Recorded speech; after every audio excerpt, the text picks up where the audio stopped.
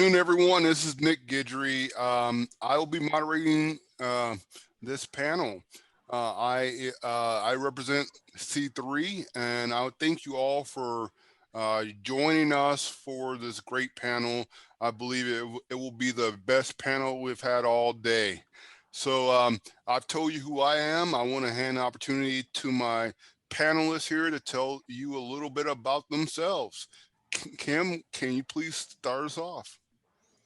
Good afternoon, everybody. My name is Kim Mason. I am the Director of Safety Services for Associated General Contractors of the Houston chapter. We are a not-for-profit representing the commercial construction industry.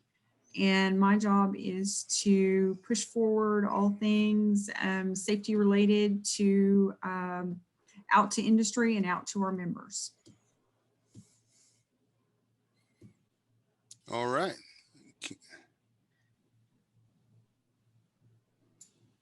And our other panelist is, I'm not sure how to pronounce your first name. I apologize for that. My name is Ceci Sines. I am a project safety manager at McCarthy Building Companies here in Houston, Texas. Currently, I get assigned to different projects and handle the safety aspects of anything that goes on within those projects. So it could be a hospital, it could be a museum, it could be various types of projects across the Houston market. Well, I appreciate you guys' time, and I'm going to walk us through the questions, and you guys are going to provide us with some thought-provoking answers and hopefully have a little fun also in conversing today with students and other learners. The first question that we have today is, how would you describe the safety aspects of commercial construction and design to someone who's interested in the career as a field? And how long have you been in the field? Go ahead, Cecia. So I think it's one of the most important things that is done in a building. Of course, a successful project is whenever a building gets completed, but what makes it even more successful is the fact that everybody was safe on that project. So some of the things is making sure that we are working with our project teams in ensuring and analyzing different aspects of jobs, of tasks, of any type of labor that's going on the project to make sure that they are properly planned and the different layers of safety are looked at to make sure that they are executing the work safely. And honestly, you really have to genuinely care about the people that are doing the labor in order to make sure that you look at what they're doing and analyze it from that standpoint. I've been in the safety industry about 6-7 years now. Kim? For me, I started in doing safety 27 years ago. So safety has it's come a long way. Safety is, as Cecia mentioned, is now integrated into the project, whereas previously safety was just a component that was after the fact. So you basically launched the job and then you address safety issues as you went along. So it's really come a long way. When I work with our members and having been in the business and in the field myself, there's been a lot of changes, and I think we'll continue to go forward aggressively with safety being one of the true line items when planning a project. So, and even more so nowadays with COVID being so prevalent. Safety it's the first thing we do now is how to manage the current environment and get the job done as well. Outstanding. How long have you been? Oh, 27 years. I'm sorry about that. So I have been taught almost all my time as a professional that on a job site or on any project, everyone has a role in the safety program. Is that an accurate statement when applied to commercial construction? Yes. Absolutely. So what can a person expect who's entering the field for their personal responsibility in the safety program expect? Is that a clear question? Is it more of their day-to-day responsibilities? Is that what you're asking? Right. Okay, so I think the biggest thing to understand is you're supposed to be a resource for the people that you work with. Yes, safety is everybody's responsibility, but at the end of the day, your coworkers, your team members, they're not the ones that are reading about OSHA standards or trying to understand what some of our policies and procedures are. It's you. So yes, they're doing their part in safety, but you are that resource that helps them and fill in those gaps and make sure that we are executing correctly. Okay. So, Kim, do you have anything to add on that? I think it's important if you're going to get into safety is to keep in mind you're not going to have all of the answers. A lot of the time it will be asked by the project team or the project manager, you know, why did this happen? Or you know, a lot of times you'll get, you know, safety, you know, what happened? How did this occur? You're not always going to have an answer.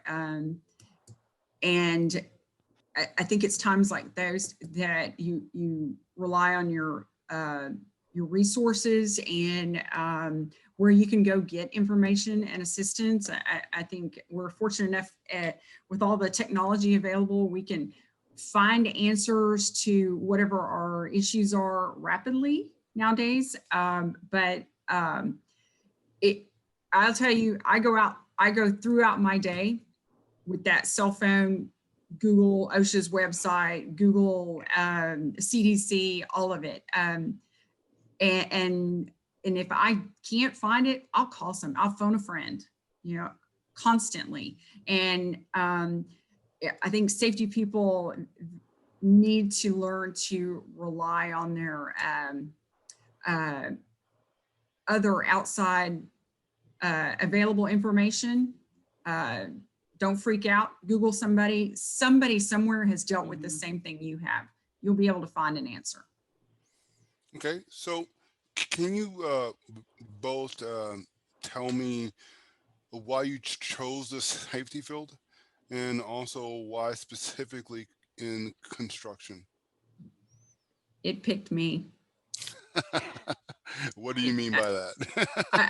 I'm actually, I graduated nursing school and went to a chemical plant, and they put me through safety school. And then I went to work for in construction as I went to work for a company as their nurse. I never went in as a safety person, and safety person quit, and they said, "Hey, you need to be this is your job now." which was good because most companies want 5 years experience, and it's hard to get a job in safety if you don't have 5 years experience, but you can't get the experience because you haven't had a job. So it is tough to break into. There are so many more women in the industry in safety positions now than ever back when I started out. So it oftentimes it picks you. You don't necessarily pick it. Outstanding. Yeah, I think I have a similar story. If you would have asked me 10 years ago whether I would be a safety manager in commercial construction, I would have thought you were crazy. I wouldn't have thought that's for me. But early on, I was studying political science, and I thought this is what I wanted. This is what I'm going to do. This is what I've always wanted. And you know what? Lo and behold, it wasn't what I thought it was going to be. And so I got a job at a local general contractor while I went to community college. And then I eventually ended up in the safety department as an admin. And I wanted to know what it is that we were doing outside in the field. So I started going outside into the field with some of the safety professionals. And I really enjoyed it. I really enjoyed the aspect of just not being trapped inside four walls, being able to go outside, walk, and just see how things are made, how things come together. And I think it's really important what we do. And I think I fell in love with it more simply because of the fact that when I grew up, my dad was in residential construction. He was a roofer.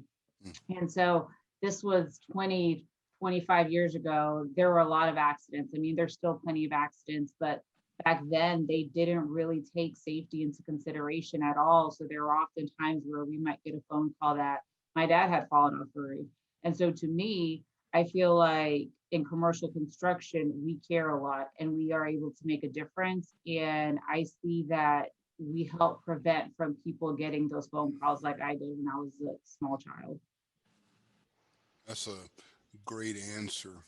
Um, so, what do you think are the most crucial or important skills or qualities for someone who wants to be successful in the safety field? Study. If you, everybody's got their weakness, or part of a component of the safety job that they don't like. And I'll tell you right up front, I never liked to work on roofs, on flat roofs, simply because they are deceiving. People think it's not that far to fall. They don't understand what's involved. And I always felt like I was weak in that area.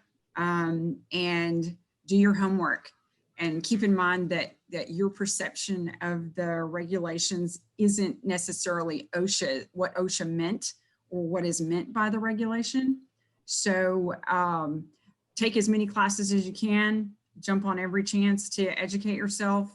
You're going to run into something that you've never seen before, something I always tell the students that I work with that you may not necessarily remember what the regulation says about it, but you need to know how to find the answer. And you should be able to, at least in the safety field, you should have a pretty good idea of when you're looking at something, it's not quite right. You don't necessarily know what the measurement is right off the top of your head, but you should be able to, you develop your eye is what I call it. You should be able to walk through a job site and things should stick out that don't necessarily look unusual to everybody else, but train yourself every chance you get, learn something new. Okay. I agree with Kim. You definitely have to be resourceful. On my Google Chrome, I have different tabs already set up for different places where if I need to find an answer, I already know I'm going to go to this website because I'm looking for this. You got to be able to know how to find your answers. I have group texts with other safety professionals where if I don't know something or I haven't come across something, this is a group that I'm going to ask their opinion, whether they've gone through this, whether they know anything about this.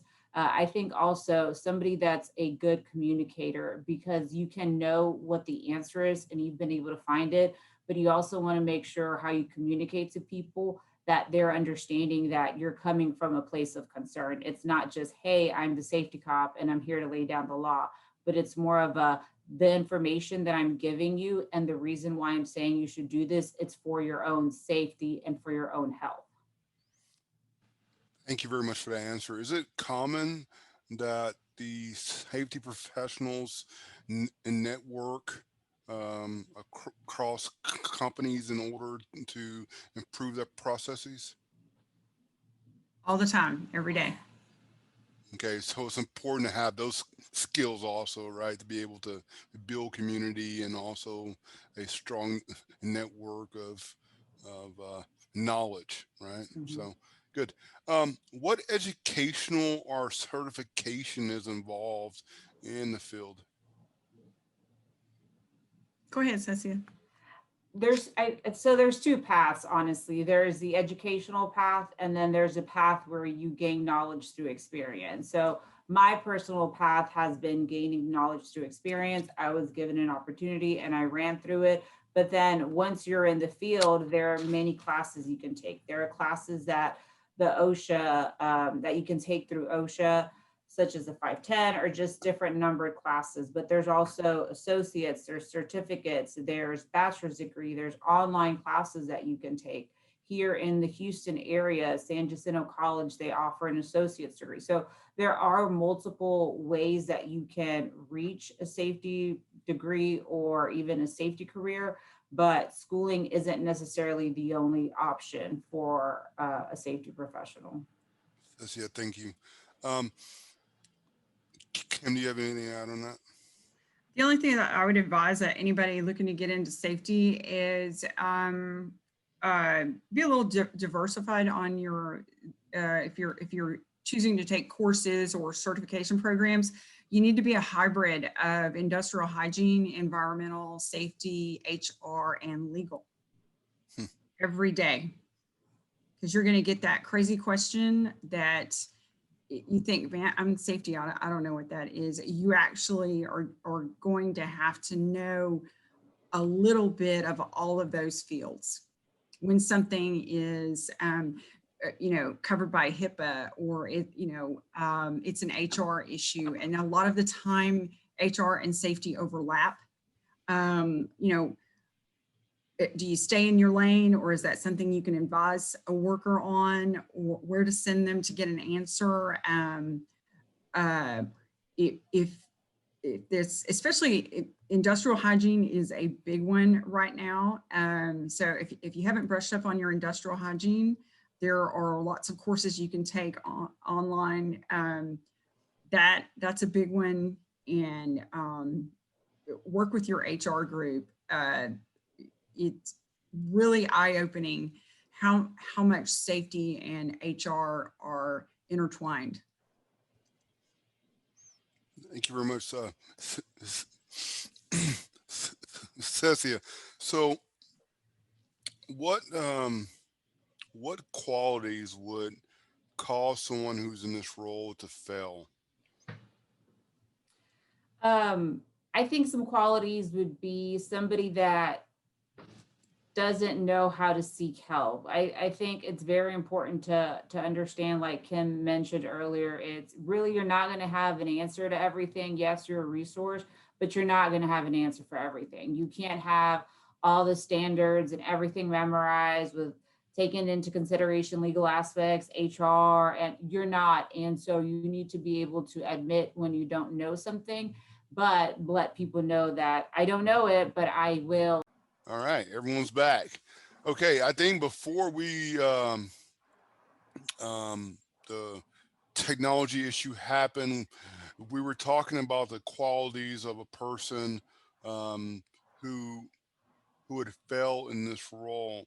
And I think we were talking about understanding that you don't know everything.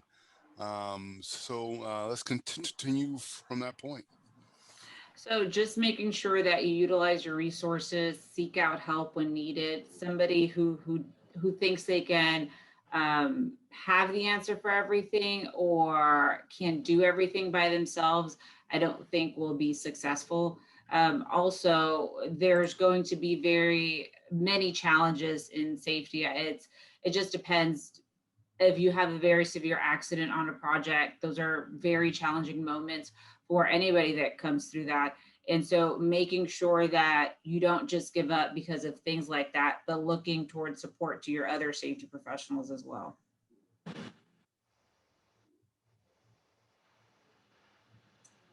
Can't hear you, Nick.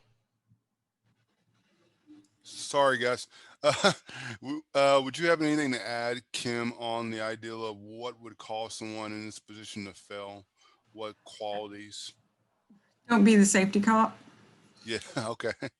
Is Yeah. that a common concern from clients and customers, internal and external? Yes.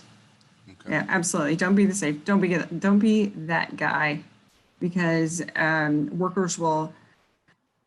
You won't get cooperation. You just get resentment. Okay. So the other one is pick your battles. You are not going to win on. Not every job site is going to be perfect. You can find problems with the best job site. Mhm. What's priority and what can we work on, later.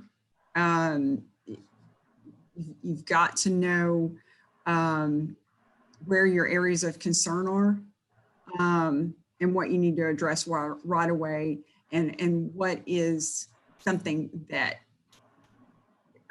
don't make a big, I tell the students that I work with, you need to know what's a big deal and what's not.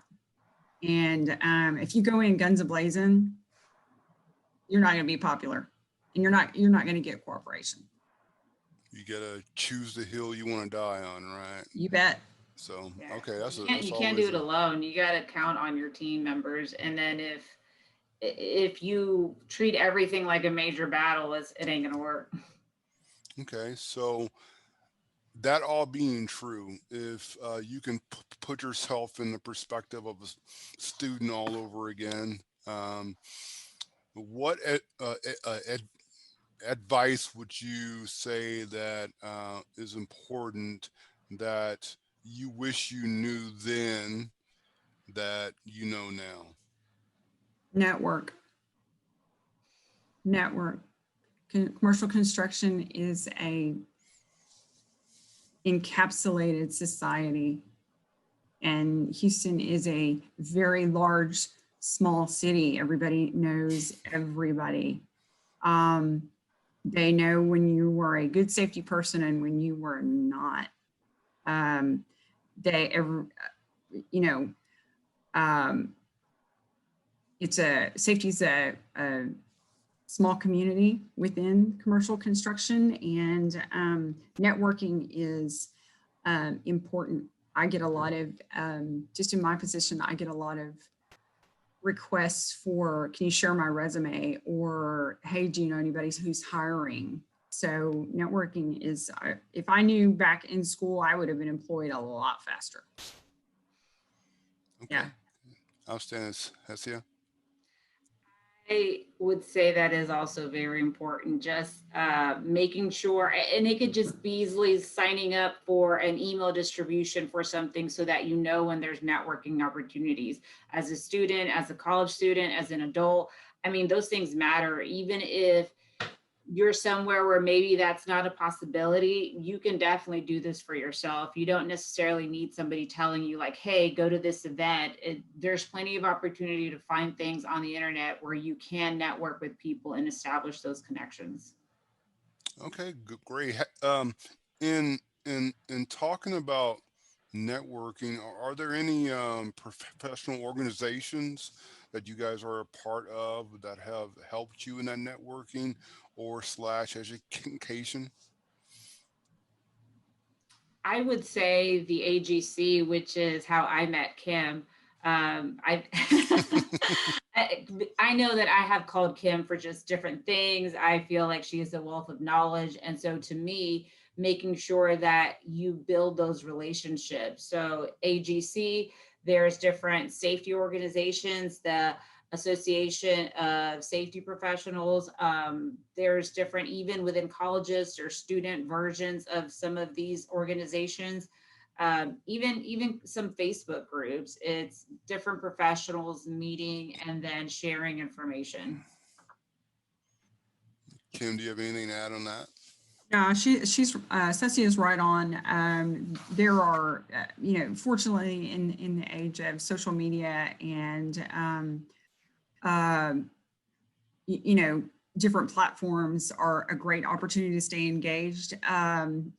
Even if, I've taken several courses from UTA and TEKS, and just staying in touch with your instructors or getting on their email distribution list is a great way to engage. And OSHA, we work with the local OSHA folks. They'll keep you updated, training classes. And there's, pre-COVID, the biggest problem in our life was like silica. It seems so long ago. But you always find a situation or a scenario that maybe there wasn't an answer to yet. And being able to reach out to people that you meet in industry, some of the masonry contractors or someone that it's pretty progressive in their development and of how they manage, dumping a bag of mortar into a hopper or something and controlling the dust and having them willing to share their protocols with you is huge, huge. Not having to go out and pay for something when you just have somebody fire their sample over to you is absolutely invaluable. Outstanding. So I got one more question, and then I will share my thanks with everyone who's on the call. So this is our opportunity to share a pearl of wisdom. It doesn't have to apply specifically to the safety profession, but just for being a professional in general, or for life. So I'm gonna hand you guys a few seconds to share with the group a pearl of wisdom or aha moment for you. Never stop learning.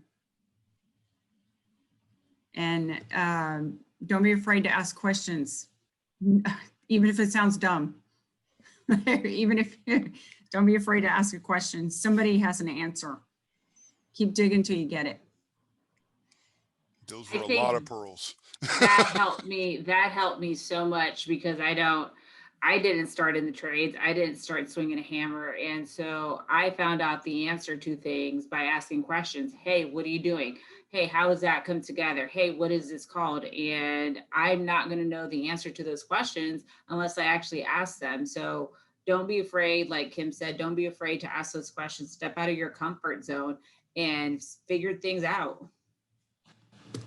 Thank y'all very much for your time today. And if I can add one pearl, it's stay humble and hustle hard every day.